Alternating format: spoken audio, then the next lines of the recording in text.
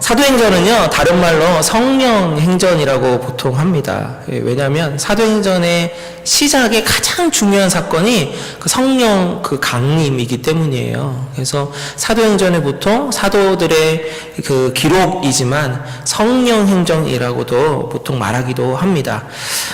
예수 그리스도를 믿는 사람들이 많아지기 시작하고 또 베드로를 중심으로 예루살렘에서 이제 예수 그리스도를 점점 복음이 전파되어 나갑니다. 또 그 와중에 더불어서 사도 바울이 세워져요. 그래서 사도 바울이 이제 베드로와 사도들이 이제 유대인들을 중심으로 사역이 시작했다면 사도 바울은 그 이방인들을 중심으로 사역들이 전파되면서 뻗어나갑니다. 그래서 예수 그리스도의 복음이 뻗어나가고 그 다음에 교회들이 세워집니다. 이러한 놀라운 역사하심, 그러니까 마치 뭔가 살아서 꿈틀거리는 그러한 역사의 기록이 바로 이 사도행전인데요. 바로 이 사도행전, 오늘 이제 저희가 본 바로 1장 1절에서 5절이 그 첫 페이지, 오늘 저와 여러분이 함께 열어볼 페이지입니다. 오늘 이 5절의 말씀 중에 이제 두 가지를 좀 같이 은혜를 나누고 싶은데, 첫 번째는 뭐냐면 언약, 약속을 지키시는 하나님을 기억하자는 것입니다. 어제 이제 설교를 준비하면서 보니까요, 2018년도가 벌써 오늘이 이제 14일이잖아요. 어제 벌써 13일이 지난 거예요. 주일 예배가 오늘 벌써 두 번째인 거죠. 어른들 앞에서 좀 죄송한 말인데요, 왜 이렇게 시간이 빨리 가는지 모르겠습니다. 이게 또 캐나다 이 겨울의 특성상 눈 뜨고 일어나면 아직 어둡거든요. 그래서 이제 뭐 조금 하다 보면 아침 먹고 또 하루 이렇게 보내다 보면 점심시간 되고 조금 있으면 바로 퇴근인데 퇴근과 더불어 벌써 어두워졌어요. 그러니까 집에 오면 왠지 자야 될 것 같은 거죠. 그러니까 저녁 먹고 조금 있으면 내 생체 리듬은, 우리의 생체 리듬은 꾸벅꾸벅 이제 잠을 청하죠. 그리고 나도 모르게 잠들고 다시 일어나면 아직 분명히 어두운데 이제 아침 6시예요. 이게 반복되고 있습니다. 근데 저도 설교를 준비하면서 한번 봤는데, 생각해 봤는데 여러분도 아마 비슷한 그러한 생각을 하실 것 같아요. 분명 하루를 살긴 살았는데 딱히 뭐 했지? 이런 생각 혹시 안 드십니까? 오늘 뭐 했지? 이렇게 시간이 빨리 갔는데 도대체 뭐 한 것 같지가 않더라라는 거죠. 시간은 너무 화살처럼 빨리 가는 것 같습니다. 이렇게 빨리 가는 시간 속에서 근데 우리가 기억해야 될 것이 있습니다. 그것은 바로 무엇이냐면, 한번 이 시점에서 한번 기억해야 될 게 약속이에요. 약속. 내 스스로에게 한 약속이나 아니면 내 가족이나 타인에게 한 약속. 왜 신년 되면 보통 다짐이라는 걸 하지 않습니까? 그죠? 혹시 그런 거 하신 분들 계세요? 나나 내 자신에게 하는 약속이나 아니면 뭐 가족들끼리 우리 요번에는 뭐 이걸 해보자 뭐 이렇게 하는 거 있지 않습니까? 뭐 보통 많이 하는 게 이제 그거죠. 건강을 생각해서 내가 1월 1일부터는 꾸준히 뭐 건강을 위해 운동을 하겠다. 저희 집에 있는 그 어떤 남학생은 누군지 아시겠지만 운동을 열심히 한번 해보겠다고 뭘 끊었어요. 정기권을 끊으셨는데 아니나 다를까 한 달이나 갔나? 열심히 해보겠다고 1년치를 참 미리 끊으셨는데 한 달 이후에 안 가시고 계시더라고요. 혹시 여러분들 그런 분들 안 계세요? 아니면 이제 우리 뭐 여자분들이 이제 거의 대부분이실 것 같은데, 이 부분은 다이어트 결심, 그죠? 신년에는 자고로 뭐니 이게 문제인데, 다이어트 결심해가지고 내가 뭐 어떻게 해봐야 되겠다. 혹시 실패하신 분, 이제 두두지라는데 혹시 실패하신 분 계십니까? 또 어떤 분들은 또 이제 많이 이제 하는 건데, 내가 매일매일 성경 얼마씩 읽겠다. 내가 이 시간에 내가 기도를 하겠다, 큐티를 하겠다, 이런 결정들 많이 결심들 하시는데 어떻게 잘 지키고 계시는지 모르겠습니다. 작심삼일이라고 하는데 어떤 분이 그러더라고요. 작심삼일을 계속 반복하면 된대요. 3일 지나서 그 다음 네 번째 날에 다시 1일 시작하면 된대요. 혹시 여러분들 실패하셨더라도 다시 1일 시작하시는 여러분들 되셨으면 좋겠습니다. 자, 근데 이거를 우리가 생각해 볼 때 얼마나 우리가 연약함을 다시 한번 깨닫게 돼요. 내 자신에게 대한 약속조차도 하나도 제대로 지키지 못하고, 또 가족들, 또 타인에게 한 약속을 잘 지키지 못하는 우리의 모습을 한번 보게 됩니다. 그 조금 지난 뉴스긴 한데 한국에요. 그 식당 예약 손님에 대한 뉴스가 한번 나온 적이 있어요. 작년 연말에. 이제 연말이라서 아마 그런 뉴스가 나온 것 같은데, 연말 되면 왜 회식 자리들 많이 갖지 않습니까? 그러니까 이제 미리 예약을 하는데 예약 인원이 꽤 많은 거죠. 뭐 20명, 뭐 30명 이렇게 예약을 하는데 당일날 갑자기 취소해달라고 한다든가 아니면 뭐 전화로도 해주면 다행이래요. 아예 얘기도 없이 제 시간에 그 시간이 있는데 안 와서 캔슬되는 경우들이 많다라는 거예요. 그렇게 되면 이제 보통의 식당들은 단체 예약을 받으면은 그것 때문에 재료부터 시작해서 미리 더 사다 놓는 거 아닙니까? 그러면 그날 못 쓰면 잘못하면 버려야 되는 경우들까지 생기게 된다라는 그러한 뉴스를 본 적이 있습니다. 약속을 지키지 못하는 거죠. 우리들은 어떻습니까?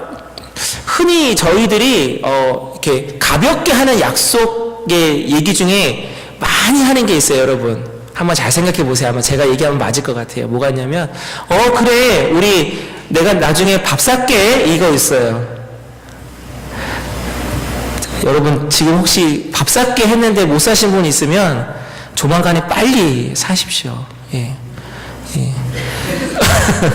혹시 저한테 사신다고 하는데 안 사신 분 있으면, 그리고 반대로 혹시 제가 산다고 했는데 못 사드린 분 있으면 꼭 말씀해 주십시오. 이런 경우도 참 많습니다. 최근에 제가 어떤 교회 다니지 않는 이제 자매인데, 이사를 좀 도와준 적이 있어요. 그러면서 그분이 저에게, 목사님, 제가 꼭 고마워서 밥 사드릴게요 했거든요. 예상하시겠지만, 연락이 없더라고요. 네. 우리들은 작은 약속이든 큰 약속이든 못 지키거나 때로는 안 지키는 경우도 있어요. 그런 경우가 많습니다. 그런데요, 성경에 보면 하나님은 약속을 지키시는 하나님이 그렇게 말씀하고 있습니다. 자, 하나님은 약속을 지키는데요, 이게 중요한 거예요. 무엇이냐? 하나님의 약속을 우리가 불신하는 경우들이 너무나 많다라는 겁니다. 구약의 민수기 13장, 14장에 보면 12명의 정탐꾼 얘기가 나옵니다. 12명의 정탐꾼이 40일 동안 가나안 땅 구석구석을 돌아보고 정탐하고 다시 돌아오는데요. 10명과 2명의 보고가 나눠집니다. 10명은 이렇게 얘기합니다. 거주민이 강합니다. 성읍은 견고합니다. 그러니까 거인 자손을 보았습니다. 그래서 그들에게 내가 가보니까 마치 우리는 그 거인에 비하면 메뚜기와 같습니다. 이렇게 표현을 합니다. 그러자 그 얘기를 들은 이스라엘 백성들이 술렁이기 시작합니다. 그런데 2명, 저희들이 알고 있는 여호수아와 갈렙은 다른 보고를 하거든요. 민수기서 14장 9절입니다. 제가 읽어드릴게요. 다만 여호와를 거역하지는 말라. 또 그 땅 백성을 두려워하지 말라. 그들은 우리의 먹이라. 그들의 보호자는 그들에게서 떠났고 여호와는 우리와 함께 하시느니라. 그들을 두려워하지 말라. 이렇게 얘기하고 있습니다. 유진 피터스 목사님이 쓴 메시지 성경이라는 게 있는데요. 거기는 더 이렇게 우리 피부에 와닿게 표현하고 이렇게 있습니다. 그러니 하나님을 배역하지 마십시오. 그 백성을 두려워하지 마십시오. 그렇습니다. 그들은 우리의 밥이 될 것입니다. 그들에게는 보호자가 없지만 우리에게는 하나님이 계십니다. 그러니 그들을 두려워하지 마십시오. 이렇게 되어 있습니다. 그러나 그 다수의 이 보고가 훨씬 위력이 있었던 거죠.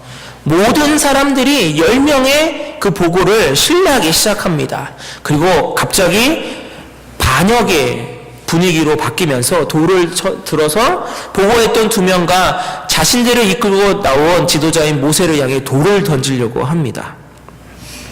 그 순간에 하나님께서 이렇게 말씀하시는데요. 민수기 14장 11절입니다. 이건 같이 한번 읽었으면 좋겠습니다. 민수기 14장 11절입니다. 시작! 여호와께서 모세에게 이르시되 이 백성이 어느 때까지 나를 멸시하겠느냐? 내가 그들 중에 많은 이적을 행하였으나 어느 때까지 나를 믿지 않겠느냐? 아멘. 그렇습니다. 하나님은 자신을 믿지 못하는 이스라엘 백성들에게 뭐라고 표현하셨냐면 나를 뭐 한다고요? 멸시하느냐, 다른 말로 나를 못 믿느냐, 나를 불신하느냐라는 것입니다. 왜? 하나님은 보여줬다라는 거죠. 그동안 내가 수없이 너희들에게 보여줬다. 내가 바로 너희의 하나님이며 이 땅에 있는 모든 신들 중에 유일한 최고의 신 하나님임을 내가 너희들에게 분명히 나타내 주었는데 믿지 않는 것에 대해서 하나님은 노하셨는데 나를 무시하느냐 멸시하느냐 이렇게 표현하셨다라는 것입니다.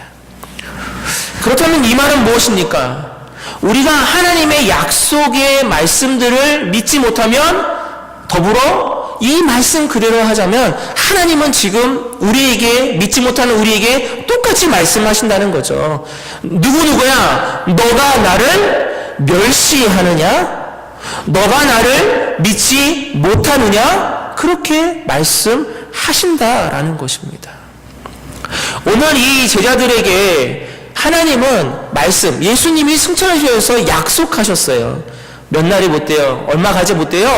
나를 대신하는 성령이 너희들에게 임할 것인데 이 약속의 말씀을 제자들은 믿었습니다. 어떤 분이 이러한 얘기를 해요. 제자들이 능력 있는 그러한 말씀을 전하고 행동을 한 건 성령님의 역사하신 이유다라고 얘기를 합니다. 그러나 저는 개인적으로 그거 틀렸다고 봅니다. 왜냐? 제자들은 성령의 사건, 임재 사건 이전에 벌써 하나님의 말씀을 믿는 믿음으로 기다렸다라는 것입니다. 그렇기 때문에 하나님의 약속을 믿는 믿음이 중요한 겁니다. 자, 시편 89편 34절입니다. 이것도 우리가 같이 한번 우리가 믿음으로 고백하면서 읽었으면 좋겠습니다. 시작. 내 언약을 깨트리지 아니하고 내 입술에서 낸 것은 변하지 아니하리로다. 아멘. 하나님이 저와 여러분에게 주시는 약속의 말씀입니다. 하나님은 언약을 깨트리는 그런 하나님이 아니고 내 입술에서 말한 것은 분명히 지키는 하나님이라는 것입니다. 여러분 믿으십니까? 이런 하나님이 바로 저와 여러분의 하나님 되십니다. 자, 그래서 올라가시면서 하신 약속의 말씀이 바로 4절과 5절입니다. 사도와 함께 모이사 그들에게 분부하여 이르시되 예루살렘을 떠나지 말고 내게서 들은 바 아버지께서 약속하신 것을 기다리라. 약속하신 것을 기다리라. 요한은 물로 세례를 베풀었으나 너희는 몇 날이 못되어 성령으로 세례를 받으리라 하셨느니라. 제가 이 본문을 보면서 두 동사에 이제 마음이 훅 간 거죠. 오늘 제목인데요. 바로 무엇이냐면 하나는 떠나지 말아라. 두 번째는 기다리라. 이겁니다. 자, 그런데요. 단순하게 떠나지 말고 기다리라는 이것이 아주 간단하고 가볍고 쉽게 지킬 수 있는 약속의 행동이 아닙니다. 이때 당시의 배경을 우리가 조금만 생각해 보면 됩니다. 어떤 데입니까? 어떤 시기입니까? 철석까지 믿었던 그 의지했던 예수님이 죽었어요. 그리고 부활하시고 승천하셨습니다. 부활하시고 자신들과 함께 계실 줄 알았는데 부활하시고 가셨어요. 지금 현재 이때에는 성령이 온다라는 그 약속의 말 하나만 지금 현재 제자들이 듣고 믿고 있을 뿐이지 아직 오기 전입니다. 예수님 안 계십니다. 어떤 상황일까요? 의지할 것이 하나도 없는 상태입니다. 또 어떠한 분위기입니까? 예수님이 좋게 죽으셨습니까? 억울하게 죽으셨습니까? 혹시 무슨 독립투사처럼 하다가 죽으셨습니까? 아니죠. 가장 치욕스럽고 저주스러운 십자가에 달려 죽었습니다. 그러니 예수님을 따랐던 제자들은 똑같은 취급을 받을 수밖에 없습니다. 어쩌면 지금 자신들도 목숨이 이태로운 상황입니다. 배경의 환경이 그렇다면 심리적으로는 또 어떨까요, 여러분? 제자들의 마음 상태는 어떻겠습니까? 여러분, 여기 보면 예루살렘을 떠나지 말고 예루살렘에서 기다리라고 합니다. 예루살렘에서. 성령님은 어디든 계시고 하나님의 역사는 어디든 계시지 않습니까? 그러면 제자들이 좀 피신해서 더 안전한 곳에서, 더 편한 곳에서 성령님을 기다리고 만나도 되지 않겠습니까? 저는 이런 생각이 들었습니다. 그런데 하나님은 예루살렘에 있으라는 겁니다. 예루살렘이 어떤 곳입니까, 여러분? 예루살렘은요, 바로 이들을 이어파는 유대주의자들 중심입니다. 중심. 그리고 제자들에게는 아픔의 장소입니다. 예수님과 함께 동고동락했던 그 추억들이 있는 장소이면서 예수님이 골고다 언덕에 올라갔던 장소, 예수님이 십자가에 달린 장소, 예수님이 무덤에 묻히신 장소가 바로 이 예루살렘 아닙니까? 그리고 더 중요한 거, 제자들에게 아픔의 장소일 수밖에 없는 것은 바로 예수님이 잡히시고 난 다음에 뿔뿔이 흩어져 도망갔던 그곳이 바로 이 예루살렘. 베드로는 나는 예수님 부인하지 않겠다고 철석같이 약속했지만 예수님 3번 부인했던 그 장소, 그 아픔의 장소, 바로 이 예루살렘. 제자들에게는 단순히 이욕적인 도시일 뿐만 아니라 제자들의 마음, 제자들의 심리 상태에서는 피하고 싶은 도시, 이왕이면 떠나고 싶은 그러한 도시가 예루살렘이라는 것입니다. 저는 이 부분이 우리에게 시사하는 바가, 깨닫게 해주시는 바가 크다고 생각합니다. 사랑하는 성도 여러분, 문제가, 어려움이, 고난이, 역경이 닥치면 먼저 드는 생각 여러분 뭐 있으십니까 혹시? 저는 2가지 듭니다. 피하고 싶다와 포기하고 싶다.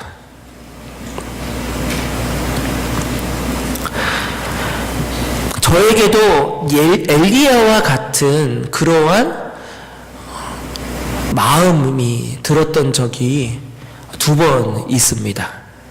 한 번은 서울에서 사역할 때였는데 풀타임 3명이 하는 그 사역을 이제 교회를 건축하면서 재정이 좀 많이 어려워지니까 2명의 풀타임 사역자가 나갔는데 안 뽑으시더라고요, 더. 그리고 3명 풀타임이 해야 될 일을 이제 저 혼자서 하게 된 겁니다.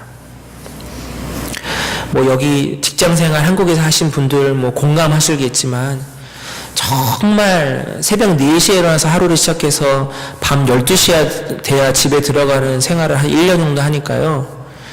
이게 사람이 아니더라고요.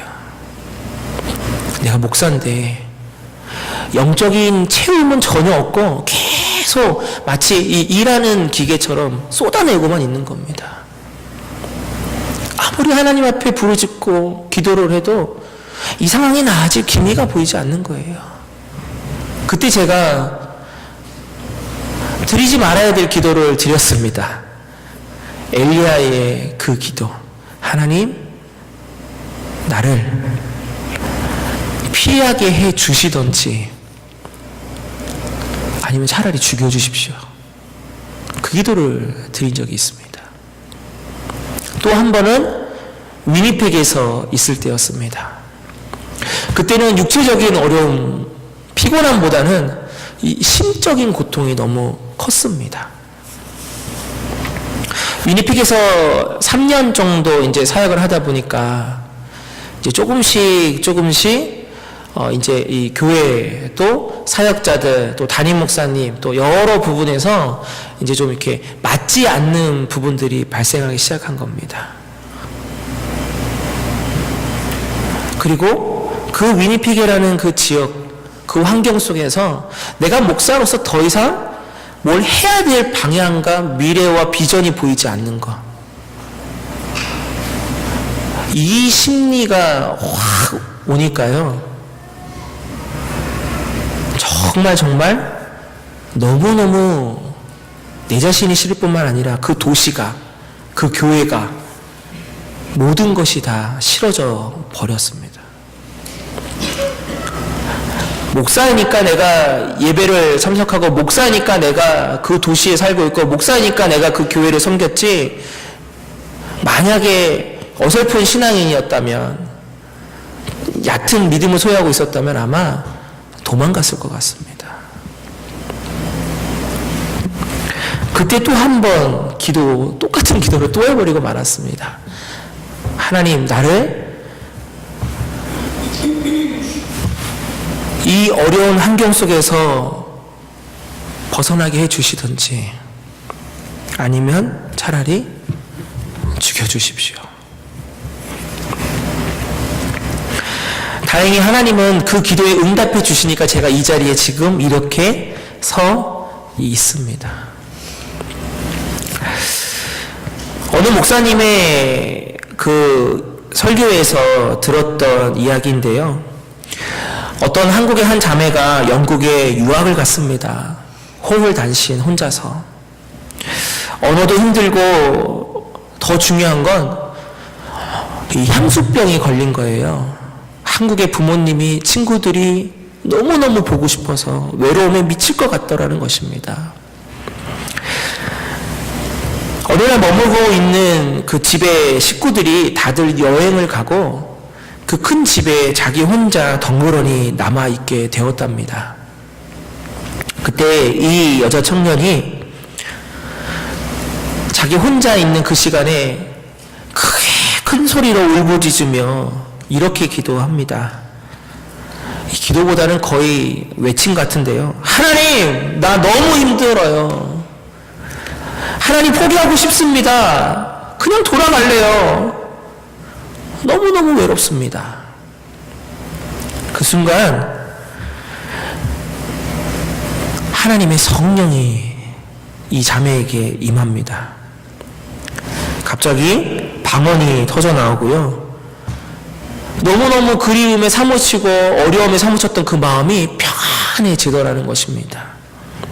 그리고 그 순간의 그 감동을 편지 이제 4페이지로 써가지고 자신이 한국에서 섬겼던 그 목사님께 보냈다고 합니다. 만약 이 자매가 너무너무 외롭고 너무너무 힘들어서 그곳을 떠나고 그곳을 포기했다면 하나님이 주시는 그 성령은, 하나님이 주시는 그 평안함은 맛보지 못했을 것입니다. 사랑하는 성도 여러분, 어떻습니까? 오늘의 제자들도 마찬가지입니다. 포기하고 두려워서 도망갔다면, 하나님의 약속의 이 말씀을 믿지 못하고 기다리지 못했다면 그 놀라운 성령의 임재는 경험하지 못했을 것이며, 성령의 임재를 경험하지 못했기 때문에 그 놀라운 강한 초대교회의 사명과 역사는 시작되지 못했을 것입니다. 오늘도 하나님은 저와 여러분에게 그래서 말씀하십니다. 너가 나를 믿느냐라는 것이죠. 내가 너에게 준 약속의 말씀들이 있는데 그 약속의 말씀들은 너희들은 지금 현재 믿음으로 믿고 포기하지 않고 떠나지 않고 끝까지 기다리며 나아가기를 우리 하나님은 바라고 계신다는 것입니다.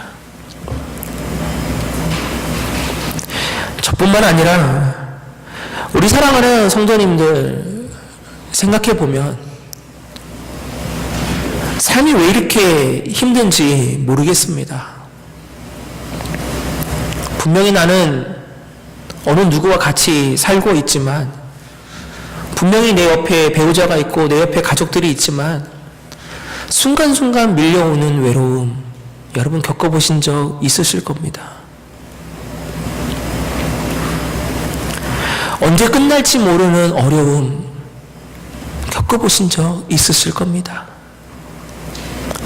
인생이라는 게 참 그렇죠. 기쁜 건 잠시 잠깐이고 고통은 왜 이렇게 긴지 모르겠습니다. 한 고비 넘겼다 싶은데 더 높은 고비가 눈앞에 있습니다. 신앙도 마찬가지입니다. 내 분명 하나님 믿고 있는데, 내 분명 내가 기도하며 찬양하며 예배의 자리에 내가 빠지지 않고 있는데 왠지 모르게 답답한가, 뭔가 이 가슴에 응어리진 그러한 신앙의 문제들, 기도를 하는데 뭔가 시원하지 못한 그러한 마음들, 그래서 뭔가 좀 가슴 뻥 뚫리는 그러한 것을 좀 경험해보고 싶은데 그렇지 못한 분들, 살아가는 성도 여러분 한 분 한 분 생각하며 기도하다 보면 너무너무 힘들 때가 많습니다. 언제쯤 끝날까요? 언제 우리는 괜찮아질까요? 묻고 또 묻지만 그때마다 하나님은 순간순간 주시는 응답과 해결, 그리고 저 천국에 대한 소망만을 말해주고 계십니다. 그래서 우리에게 필요한 건 약속을 믿고 떠나지 말고 기다리는 것입니다. 우리 이 말씀 같이 좀 읽었으면 좋겠는데요. 예레미야 33장 3절입니다. 같이 한번 읽어볼까요? 시작. 너는 내게 부르짖으라. 내가 내게 응답하겠고 내가 알지 못하는 크고 은밀한 일을 내게 보이리라. 아멘. 제가 좋아하는 구절 중에 하나입니다. 모르죠. 모르겠습니다. 네. 아침마다 나와서 기도하지만 저도 하나님이 어떻게 해주실지 잘 모르며 기도할 때가 더 많습니다. 우리 사랑하는 성도 여러분들 한 분 한 분 이름 불러가며 기도하지만 하나님 이게 언제 해결될까? 라는 그러한 마음으로 기도할 때가 참 많습니다. 하지만 그럼에도 불구하고 저는 믿습니다. 바로 하나님이 주신 이 약속의 말씀들을 믿기 때문입니다. 부르짖습니다. 때로는 목소리가 나오지 않을 정도의 그 깊은 가슴의 울부짖음에서 탄식 소리로 울부짖습니다. 그때 분명히 약속해 주셨습니다. 내가 내게 응답하겠다고. 그리고 알지 못하는, 우리는 알지 못하겠는데 알지 못하는 크고 은밀한 일을 분명히 우리에게 보여주시겠다고 약속해 주셨습니다. 그러니 사랑하는 성도 여러분, 힘들수록 어려울수록 믿음과 마음이 약해질수록 떠나지 말고 피하지 말고 하나님의 약속을 붙잡고 기다리는 저와 여러분 되시기를 축복합니다. 그때 우리 약속의 하나님, 바로 그 하나님이 우리의 약속을 이루어 주실 것입니다. 아멘.